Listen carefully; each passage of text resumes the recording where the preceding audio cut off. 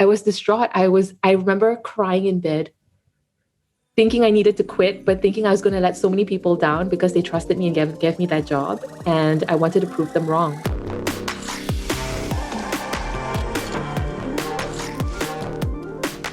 Hey, all listeners of the Selling with Love podcast. Just wanted to make a quick announcement. I will be running a Selling with Love challenge. This will be a 3-day event, absolutely free, where I will be teaching the concepts of selling with love. It starts on Wednesday, 10 a.m. Eastern time. If you want to have more details, you can always go to sellingwithlove.com. You'll see that there's a link at the top for challenge, and you'll get all the details there. And for today, please enjoy this episode, which was recorded back when it was Superhumans at Work with Marisha Lakhiani, who talks about all the wonderful marketing and sales that happen at Mindvalley. Enjoy the podcast, and don't forget to subscribe to this challenge. It's going to be fantastic. Hi, everybody. Welcome back to Superhumans at Work. This is your host, Jason Mark Campbell. And today we have another special episode where I want to highlight an incredible individual that's part of the Mindvalley team.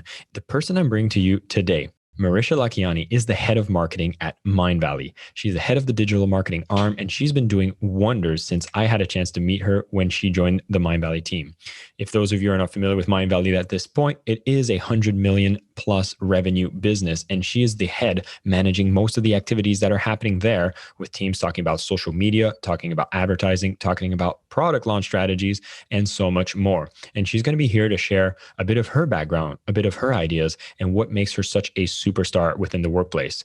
Matter of fact, in 2019 and 2020, she was voted the most valuable player, the MVP of Mindvalley, and this is by other colleagues of hers. And it's not by coincidence, it's because she is truly a rock star. It's a pleasure to have Marisha joining us on the team. Marisha, welcome to the show. Thank you. I love that introduction. Well, it's my job to make sure that I make people recognize the glamour, the gloriousness, and all the epic stuff that you've been doing. So give us a bit of background. Like, how long have you been at Mindvalley now? So I've been in Mindvalley for 3 years now. I started off doing product launches. I started off at the bottom of the bottom, doing product launches, learning the marketing, the tricks, the triggers, behavioral psychology, all of that kind of stuff, and then working my way to the top. So I think what helped me stand out was the fact that I was always coming up with ideas. There was never a shortage of ideas. And in fact, like, we had an award ceremony last night, and I won Rapid Innovator and I won Visionary Leader again. So I think that's what really makes me stand out in the organization. It's always trying to connect the dots between different things and figure out how to innovate, how to make things better, how to make things more efficient. Like always questioning the status quo. So that's how it all started. And then I went to being head of product marketing, then head of marketing, and now I'm interim CMO. So that's pretty exciting. It is exciting. And it's funny because I actually started as well, just like you. I started on the product launch team. And so it begs me the question, what was the first thing you had to launch within Mindvalley? And what were your feelings around joining the organization and having to launch such a product? Because it's not the typical industry that most people get into, like information marketing and personal growth. So what did you have to launch, and what was your experience launching it? So I had to launch Marissa Peer's Uncompromised Life. And I honestly was so confused. It took me 3 months to figure out what my role actually was. And when I first started out, something really, really personal that I'll share with you. But when I first started out, a couple of my managers told me I was the worst hire they ever had. And I didn't deserve to be in this company. And they wanted to tell my CEO that I should be fired.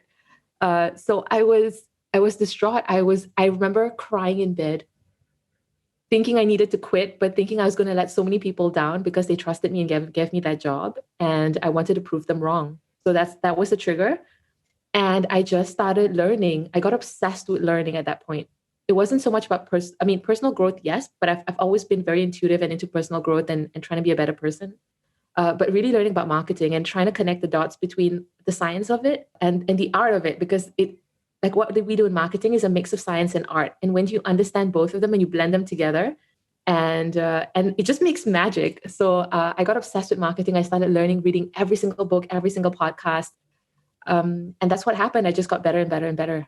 I love it. Now, you talk about this art and this science of marketing. I'd love to kind of dig deeper into that because I think it's super fascinating. And for those listening, I know there are fans of Marissa Peer on the call here. So if you have ever went through Uncompromised Life, you know that Marisha has spent some effort making sure that people get to access this product, discover it, which comes from this art and science around marketing. So let's start with the science, right? When you talk about the science of marketing, how do you define that part? And what happens when people don't embrace that science side of marketing? The more holistic marketing is the mix, the blend of art and science. And the science of it is the actual psychological triggers. What triggers human beings? What triggers their emotions? How can you get them to convert in certain ways? How do you build likability without actually even opening your mouth? There's so many things based on human behavior and human psychology. There's countless studies on the web. I think someone that I follow and revere a lot is Nick Kolenda. I don't know if you've read his books, if you heard his podcast, if you heard his material. He talks about it super well, and that's what we kind of embed in our marketing. So, for example, like no one can see, but I'm wearing a red shirt. This alone will increase likability of whoever's watching this podcast, right? And we do this with vision as well. So we make vision wear red on advertising because that increases the conversion rate of the banner, the click-through rate of the banner, because red it builds authority, likability, sexual appeal, so all of these kind of stuff, as opposed to other colors like black and gray, which do not have those kind of superpowers. So hold on, I need to interrupt you there. For those who are watching or just listening, I'm wearing blue. What can you tell me about the blue? So blue is more social, it's more friendly. So for a podcast host, it's great because it actually makes me super comfortable. Because that's why if you look at Facebook, their colors, dominant colors is blue, because it's more about social connect. It's more about friendliness, warmth, that kind of stuff. So for a host, that color is great. For someone new joining the podcast and that no one knows, red is a great color. That's amazing. And you speak of Facebook, but let's even go beyond. You look at Twitter, you looked at LinkedIn, and they all have the color blue. It's actually quite fascinating to see. And it's just that little thing that people think is an art, but here you're saying there's science behind it. You see that these little triggers make a huge impact. So sorry I had to cut in, but yeah, at this point, you're constantly learning, you're constantly studying, and we need to put a link to this podcast in the show note for those who want to go and study more from this person that you've had a chance to study.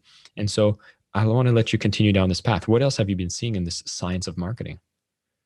That's basically how we optimize everything that we do. So art is one part, but majority of what I do is science. So I study a lot of research papers. I study a lot of people that bring science and data and numbers and behavioral psychology into this. So for example, the countdown timer that we use on sales pages, the countdown timer is psychology. It triggers the urgency. It makes you it makes you fear losing the deal as opposed to gaining the product, which is human behavior.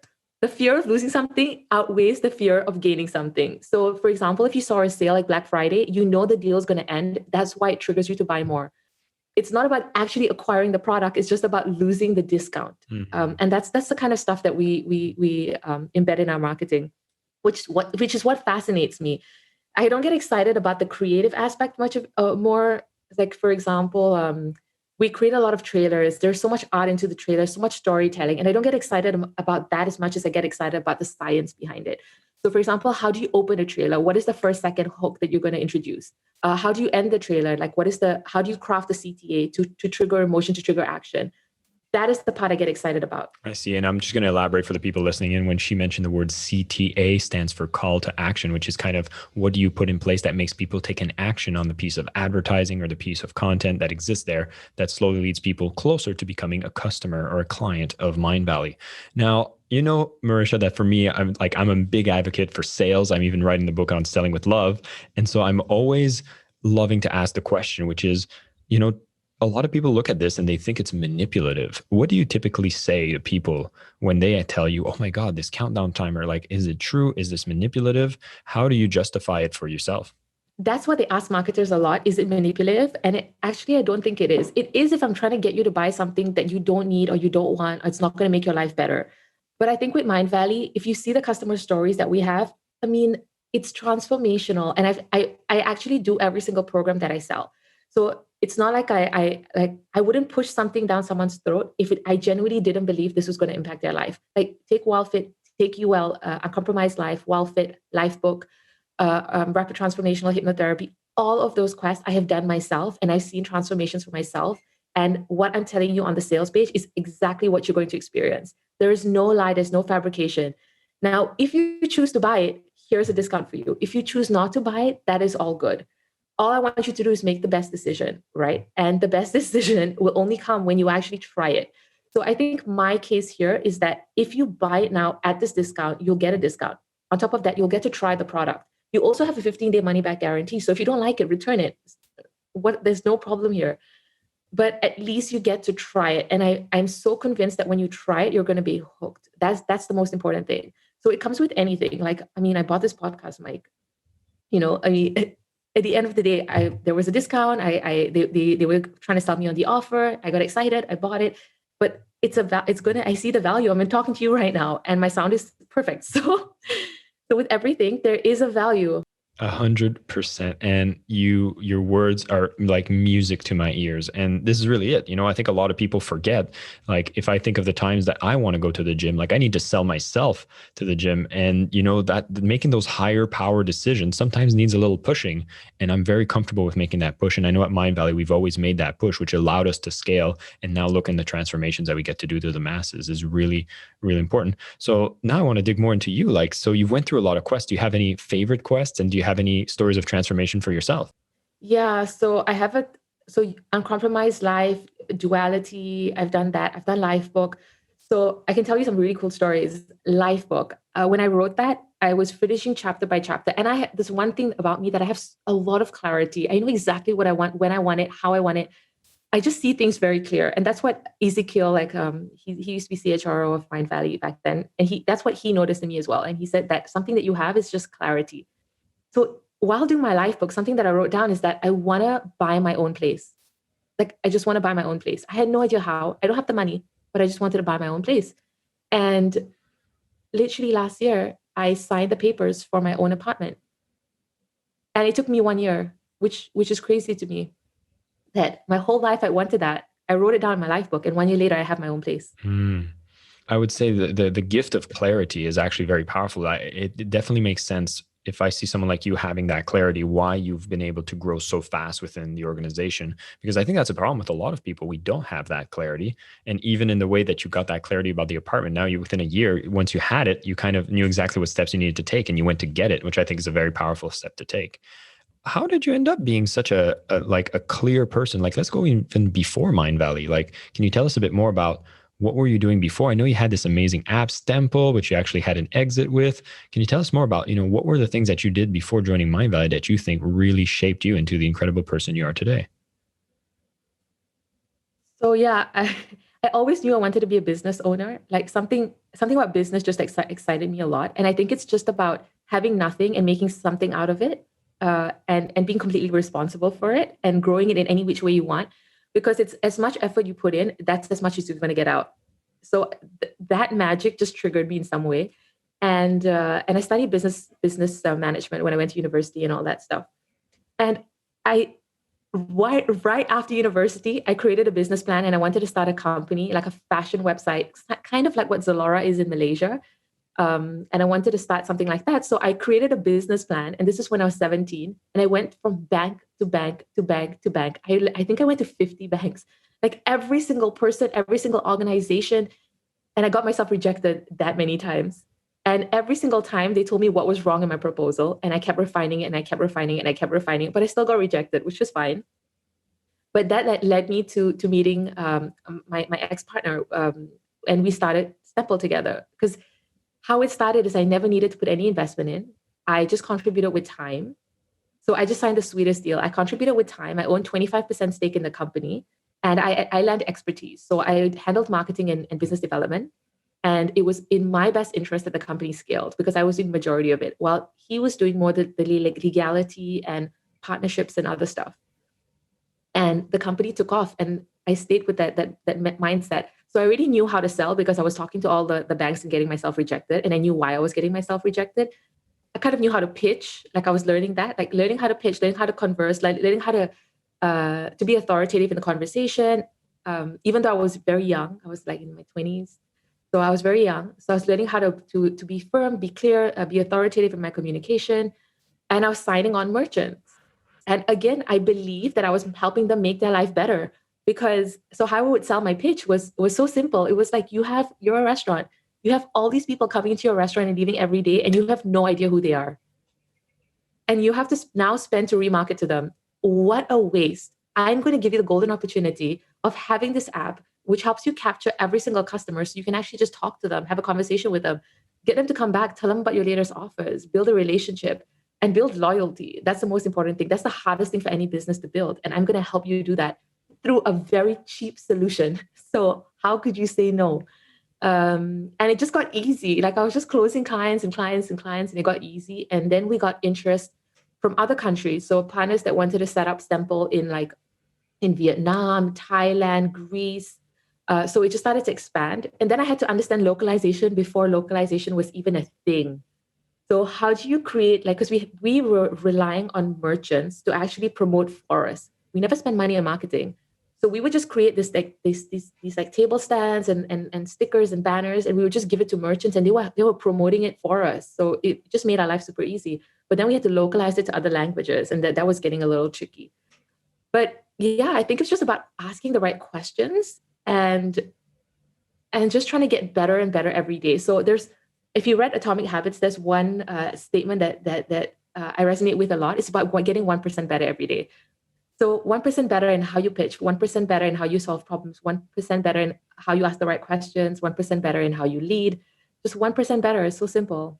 I absolutely love that. And such wide as by. We had James Clear on the podcast. And for those of you who are interested, you can always go back to one of the episodes we have with James Clear where we go deeper into the Atomic Habits. And Marisha, I wanted to shift of the marketing because you have so much knowledge and experience here in marketing and sales as well. I see them both very, very closely tied the way that you've been operating. And now that you're interim CMO, you've been like head of marketing at Mindvalley, you've probably found yourself having to shift more into being a leader of other people as opposed to being the direct marketer. How was that transition for you? Because I know this can be a bit of a career dilemma for a lot of people that might be so specialized in their current technical field, and that when they step into positions of leadership, there's almost like a change of job scope or some readaptation that needs to happen. What was your transition like then? What were the things that you've really held on to that allowed you to do that smoothly?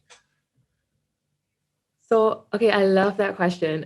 This was really, really hard for me because, like I said, so before I started off in product launch, so I was being led by people and I had amazing leaders that were always guiding me, supporting me.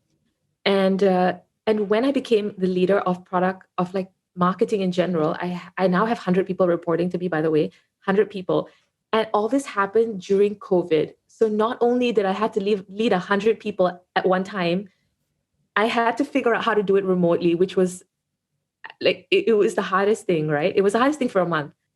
And I think it was just about putting my people first. It was really, really simple. It's about putting my people first. And I like to solve problems by asking myself questions. So I ask myself questions like, how do I want to show up? What do I like about this leader? What do I like about that leader? How do I want my team to upskill? How do I want my team to up level? So I just keep asking myself these questions. And then I realize something. There's a massive difference between being a manager and being a leader.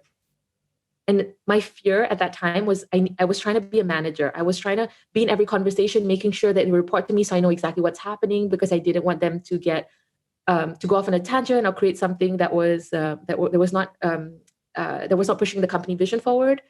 Also, I was really worried that I would not be seen as they wouldn't take me as their leader. Because there's so many people, I was worried they wouldn't take me as their leader and they'll be like, why do I want to report to her? Like, I know what I'm doing. I can just do it myself. So I have a lot of experts that report to me and I didn't believe they would take me as their leader. So that was the problem. And then what I realized is that I don't want to manage them. I really don't care. They're the expert. I just want to make their life easy. That's all I want to do. So I just want to make their life as easy as possible. And that's what I kept communicating to them. I was like, all I want to do is make your life easy. The more you tell me, the more problems I can solve for you. So whether you're trying to push something forward, whether you want to get a new tool, whether you want to hire a new person, whatever you need, if you communicate it to me, I will make sure that it happens. That's my promise to you. And that's how I build that rapport. And now they communicate with me super well. They tell me everything, their problems, their wins. They invite me to dinners. They vote for me when there's any competition. They really see me as their friend and their mentor. they in my one-on-ones, like they really appreciate one-on-one time with me. Like if I can't make a week or something, they will reschedule it to the end of the week. Even weekends, they want to meet me. They just want to brainstorm. They just want to have a conversation because they know that I'm there. They have that trust. They know that I'm there to just make their life easier. Mhm. And that's the shift. That's amazing. And yes, like I like these attitudes around, being there to make their lives easier is because the more you enable them, the more they get to make a better output. And I think there's a level of luxury that working at Mindvalley myself, I know the type of people we get to work with. They're truly incredible, smart individuals that we get to recognize. And, I don't know if, have you had any instance where you've had to deal with, let's say like a very low performing team member? And was it like, did you have any of these difficult scenarios, and were you able to either make the decision that you had to let them go, or have you seen tools that you were able to use to get them back on track? Have you had these moments yet? Yeah, I've actually had a couple of them. Okay, one of the moments that I had is this one of the performers in my team. So he was basically not pulling his weight. He was making tons of mistakes, and in Mindvalley, every mistake cost us like 20 to 50 grand. It's a lot of money on the line. So I had two options. I actually spoke to HR about it, and HR gave me two options. They're like, A, you fire him. Just tell him to go. You don't need to deal with this. B, you just put him under a review. So it's a performance review. You give him some time to get back on track, and you guide him. And I listened to them, but I did see. I just called him into a room and I told him, I was like, I'm very disappointed. I'm trying my best, here. I'm trying my best. I see so much potential in you, but you are not living up to your potential. And I'm not even worried about you in Mindvalley. I'm not worried about you hurting my revenue. I'm worried about you in your future, because wherever you go from here, you're going to take this performance there, and you're never going to be where you want to be. You're never going to be the person that you want to become, because I know who you want to become. You want to start your own business. You want to make a dent in the universe. You want to do all these great things, but this attitude is not going to get you there. So either you shift your attitude now, and I can coach you through that, or, you accept that your whatever you want for yourself is not going to happen. And it was very direct. It was very blunt. It was from a place of love, because I was like, I'm really telling you this as your friend and a supporter. And he changed. I think he changed overnight. He actually started journaling, and he sent me everything that he wrote down. And he was like, I'm not accepting this. I'm going to be better. And he sends me messages all the time now. He's like, it's because of that moment that you showed me a mirror of myself. That's when I changed, and that's when it triggered me. Wow. I will tip my hat to you, because that's what I think is, the true leadership qualities that you need to have, is these courageous conversations. And I remember interviewing Lisa Nichols about that, how we're such in a politically correct environment, especially when you see a company like Mindvalley, like we're so close and we're so friendly. There's a lot of love in the air, but having these courageous conversations, or crucial conversations, in such an honest way. And I think, the key that you said there was the intent, right? Like the fact that you had an intent of caring for this person so much that when the feedback was given in such a blunt way, it was still love at the core of it, and that transformation is amazing. I think there's a lot of people that can take from what you just said. And for me, is really that intent. When that intent is there, you get to have people do some dramatic transformations through that intervention. Marisha, this has been an overall fantastic conversation. I wanted to ask the final question, which is just, what's the things that excites you about the future? We've went through 2020. A lot of people are really, looking at that as okay, let's write off that 2020 year. We're at the beginning of 2021 now. What are some exciting trends you're seeing, perhaps in marketing, within yourself, within Mindvalley? What is exciting for you in the future? So in terms of marketing, I just attended Traffic and Conversion Summit that happened this week, actually. And there's no trends in marketing. It's all the same stuff. It's all about just making having a better customer experience, providing a great product. It's all about that. There's nothing new in marketing. And I think what excites me about the next year is the level of scale that we're going to be having. So how we want to grow. So we want to grow 80% next year, 80%. And it's crazy. There's no other way to describe it. It's literally crazy. But I'm excited to be a part of that journey. I'm excited to be able to plan that. I'm excited to be able to put the wheels into motion and make that happen. And I really believe we can, because every time we've set an outrageous goal, we've kind of achieved it. And it's not because we've cheated because of luck or anything. It's actually very tactical. It's just how we plan. Like we plan backwards. And I love that strategy. And I'm excited to be a part of that, a part of Mindvalley's growth, a part of about reaching more customers, transforming people, really making a difference as opposed to just selling a product. 100%. Marisha, thank you so much for joining me on the podcast. And for those of you listening, we went through so many amazing stories and insights here from talking about marketing, the art and the science behind it. I love the fact that the science was actually described on a lot of the aspects that people think is art, but is actually very calculated. And I love how Marisha explained that it's not manipulation. It's actually just guiding people towards making decisions for their higher good. If you're selling an excellent product and you have policies in place for people to have that refund policy, then you should be using every means possible to get more people to discover you, to purchase your products, to give it a try. Because if it truly is going to be a benefit to their lives, you should be relentless in the way that you market and you sell. I love this transition that Marisha had when it comes to becoming a leader. What were the things that you needed to change? And it's all about taking care of the people. And if you take care of the people take care of the marketing, they take care of the processes, and the company gets to scale. And you as a leader get to be there in service to them and not managing them. And this is really the future of leadership. And she's demonstrating this in such a powerful way. The habits that you build so that you can be a top performer, a superhuman at work, is thinking about those 1% improvements you can do, continuously learning, continuously growing, listening to podcasts. I know if you're already listening to this at this point of the interview, you are one of these people that is continuously growing. So continue that habit. It's such a powerful thing that allows you to scale within an organization and really reach to the top if that's your goal, or become an extreme specialist if that's also your goal. And of course, when we think about the future of marketing, Marisha said it plainly. There's no trends in marketing. There's no shiny objects. They come and go, but the foundations are always the same. Treat your customers well, do the best you can. And of course, as we think of Mindvalley as an organization, we are going incredible places. It's great to be a sideline participant within this growth, but having people like Marisha in the process makes it that Mindvalley is hitting big goals, and they're doing it with a fantastic team. Marisha, this was a fantastic interview. Thank you so much for joining the show, and everybody listening, thanks for tuning in, and stay superhuman. I am your host, Jason Mark Campbell, and this is the Selling with Love podcast.